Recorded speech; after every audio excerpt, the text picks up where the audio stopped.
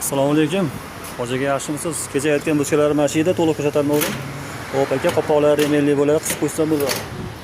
Bu tomon ichki holatlarini ko'rsatib o'taman. Hali aytganimda pishivoy bo'ladi, ichki tomonlari ham zavodiy bo'lgan, sirli bo'ladi. Qopoqni qarang, tashlab qo'ysangiz ham yopilaveradi. Gap yo'q.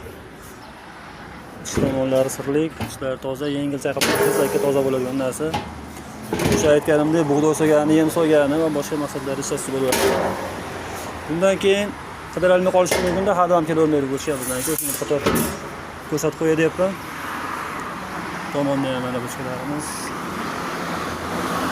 Ko'cha tomonda turib ekan, sholatlar aka. Yengil chayqasa toza bo'ladi.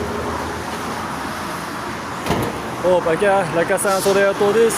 Tomonimiz Marg'ilondan kelishda 10 qo'lda 3 kilometrda keladi aka. Tomonimiz Yozaman yo'nalishida kelishda Chaqirqo'lda keladi. Aka, bo'chkamizni pulidan 135 ming so'mdan qilamiz. O'ta chiroyli holatda. Arzonsiz, tebat ochilmagan, tozalanmagan 80 ming so'm. Bu tomonda 75 ming, orqada 65 minglari ham bor. Kelib ko'rib ketaverasiz aka.